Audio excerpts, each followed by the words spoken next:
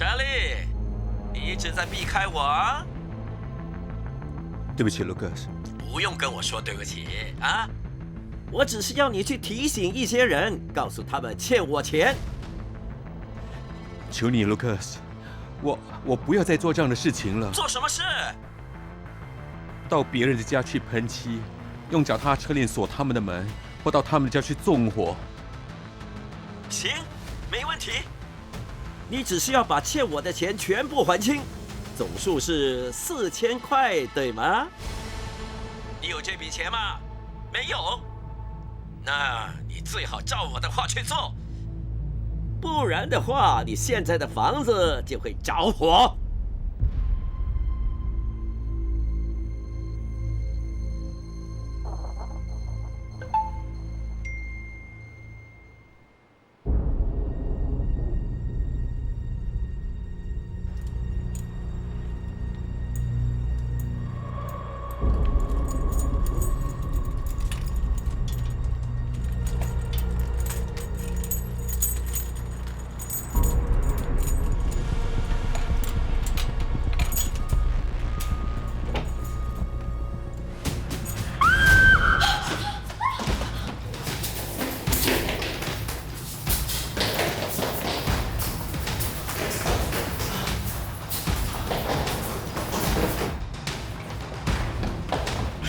站住！警察！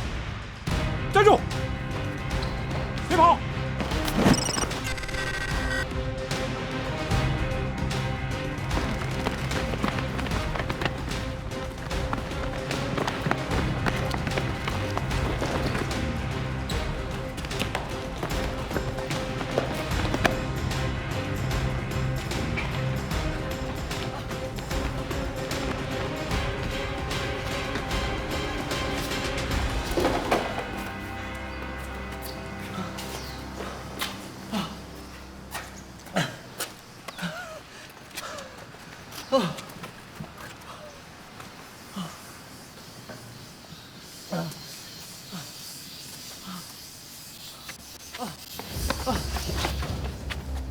我是高级调查员阿宾利，来自非法放贷取缔组。查理·亨，我们要逮捕你，你涉及非法放贷活动，铐上他。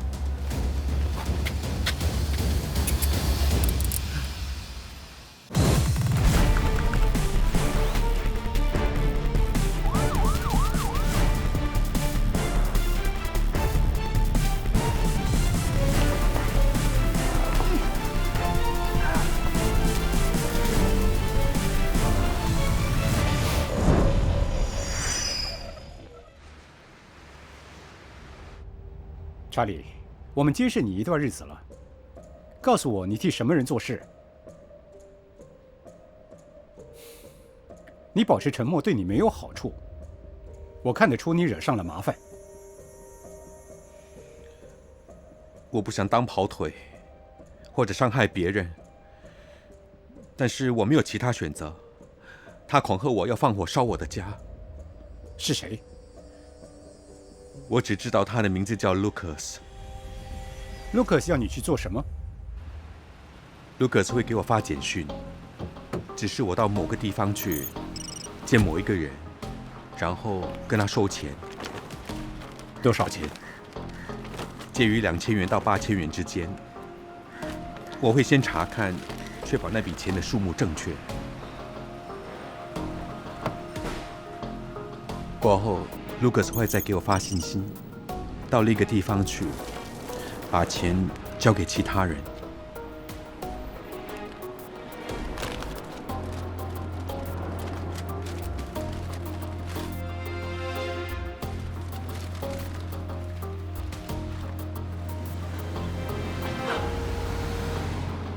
这些人是谁？我不知道。有他们的联络资料吗？没有。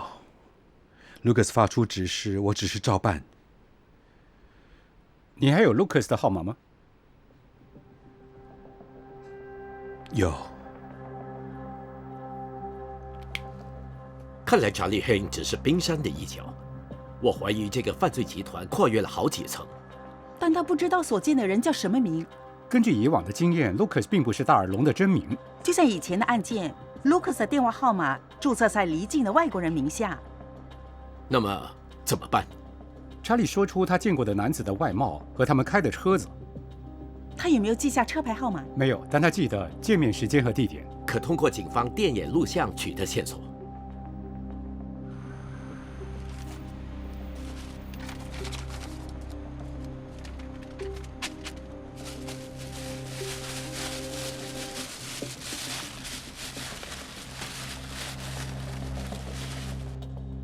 查理见到的那2名嫌犯，他们开的车子的车牌号我们查到了。第1名嫌犯 Adrian Peter， 他没有前科，目前他是一名私造车司机。第2名嫌犯 Yap Ming-Chai 有多项盗窃相关的前科，他也是私造车司机。到他们的注册地址监视了吗？是的，他们目前在家。很好，我们走。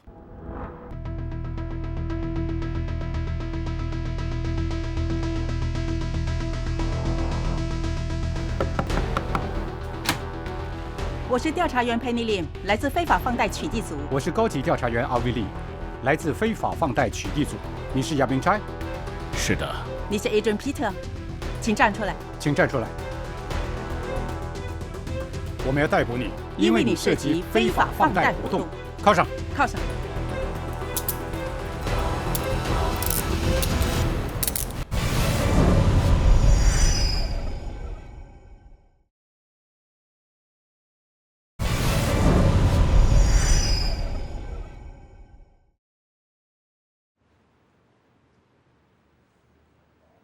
有进展吗？在 Adrian 家里找到19张 SIM 卡。我们盘问他时，他承认替 Lucas 做事。Adrian 会帮 Lucas 收集 SIM 卡和提款卡，过后他会用不同的 SIM 卡联系其他跑腿。有时候他会用那些提款卡去存款或提款。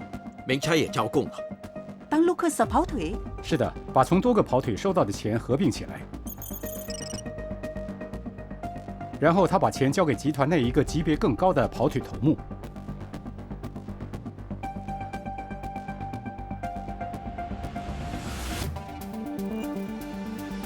我猜想 Ming-Chai 不知道这个跑腿头目的名字。但幸运的是 ，Lucas 把跑腿头目的货车照片发给 Ming-Chai 作为辨认，现在照片还在他手机里。从这里就很容易追查到昌义胜，他是送货司机，没有前科。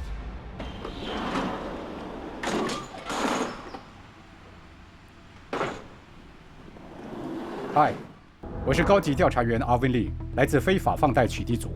你是常医生？是的。我们要逮捕你，因为你涉及一些非法放贷活动。靠上。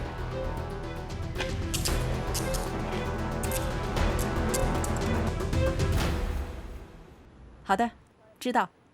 好，我马上过去。有个跑腿 Jonathan Long 刚自首，他回复了一条低息贷款的短信后，接着就欠下了 Lucas 一大笔债。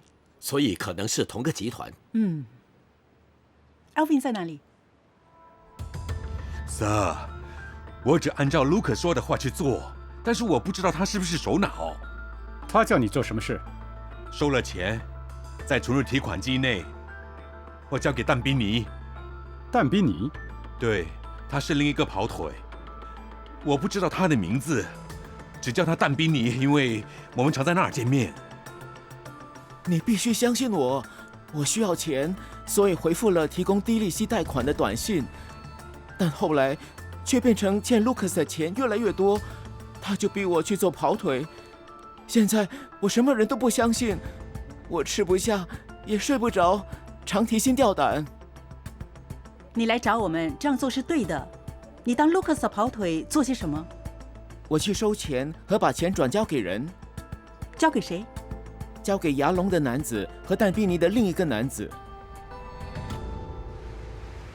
常医生是但宾尼另一个男子的跑腿头目。Alvin， 盘问医生后怎么样？他提供线索，他常在但宾尼谷同个地点跟另一个跑腿会面。第30座组，Jonathan刚自首的那个跑腿也在那里跟别人见面。还有在牙龙见另一个跑腿。集团又多了2个新名字。是的。我们有了在但宾尼那个人的地址，那牙龙那个呢 ？Jonathan 提供了照片，这是牙龙那个跑腿开的车。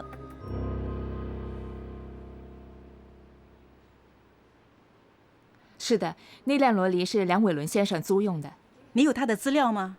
能转发给我吗？行，我现在转发。你要那辆罗黎的所在位置吗？要。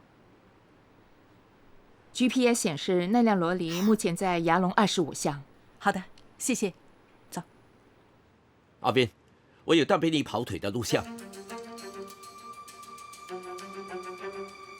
这是但比尼谷第30座祖屋的电影录像。左边显示 Jonathan 把信封交给但比尼的跑腿，右边是 Ikson 把信封交给但比尼的跑腿。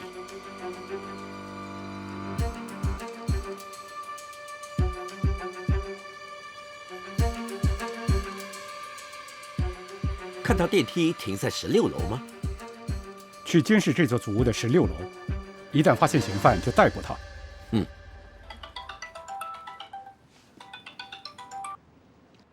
是 Penny。好的，我现在过去。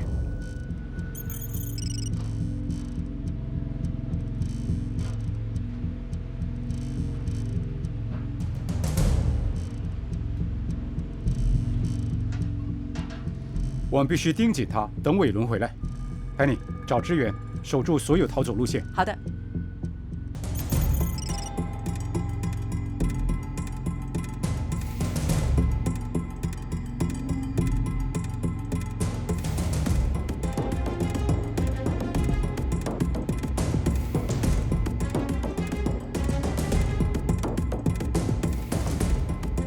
发现嫌犯了，行动！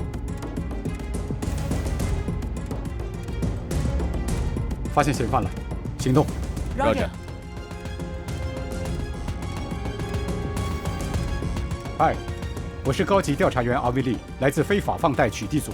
我是调查员 Dinesh， 来自非法放贷取缔组。我们要逮捕你，因为你涉及非法放贷活动。靠场。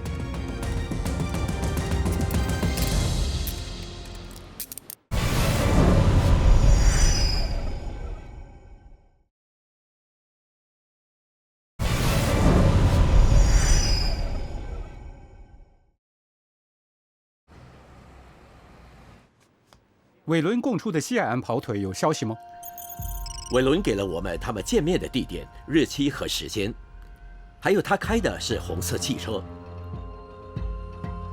我们从警方电影的录像中获得他的车牌号码。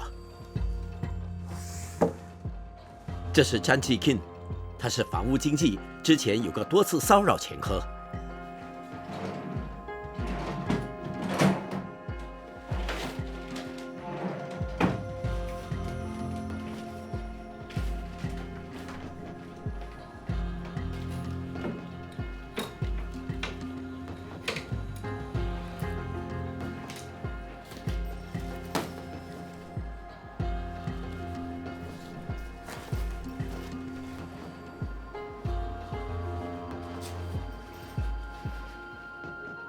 你怎么认识 Lucas？ 在实施关闭限制措施的2年里，我做房地产经纪很难完成房屋交易，所以就向 Lucas 借钱。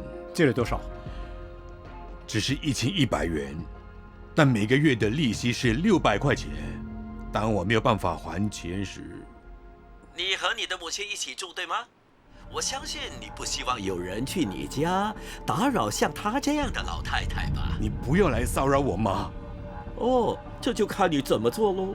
求你，再给我一次机会，就这个月。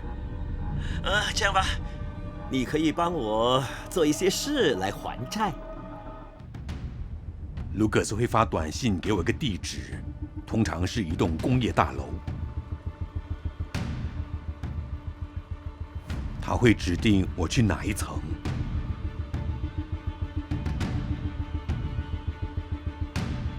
以及在男厕所的哪个隔间留下钱，我留下钱后就会发短信给 Lucas。齐 King 把钱留下，他知道过后是谁去拿钱吗？不知道，他没等候查看。线索就到此为止。那也不见得。记得在 Chicken 家里发现的41000元吗？他原本今晚9点拿到秘密放置地点，我想应该到秘密放置地点监视，看有什么人出现。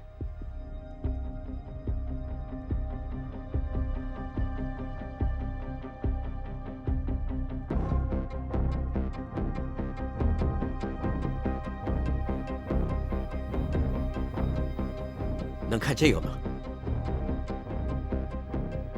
Dinesh， 情况怎么样？没有任何动静，看不到什么可疑的人或事物出现。我想今天不会有人来拿，把钱包起来，然后回办公室。 Roger， 谢谢。没有想到，竟然没有人来拿41000元。Lucas 一定是听到风声，取消到场拿钱。别气馁，现在我们已经瓦解了这个集团，并破坏了它的运作。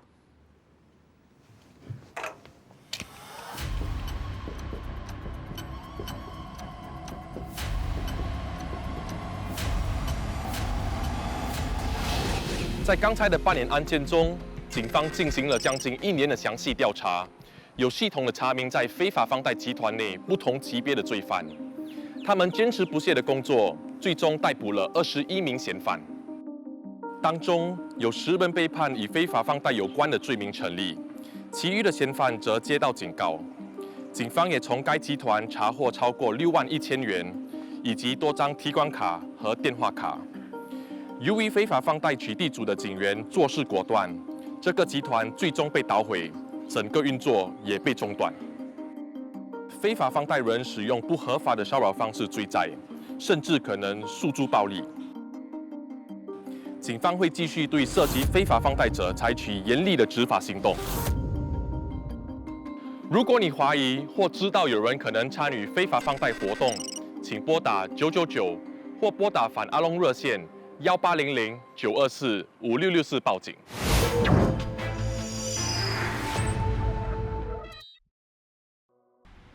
越来越多的无牌放贷人通过短信或在线平台发送贷款的广告。如果收到这类广告，请不要回复，并举报为垃圾信息。请小心，因为有关贷款信息也可能是个骗局。2022年，贷款骗局造成的损失约930万元。 我们今天来看公众能不能判断这些广告是否合法。嗨，我今天要给你看2张截图，问问你觉得这些广告是否合法？哇，看起来像是合法的。这个看起来像是合法的。对，我认为合法。哦，但可以贷款到30万元。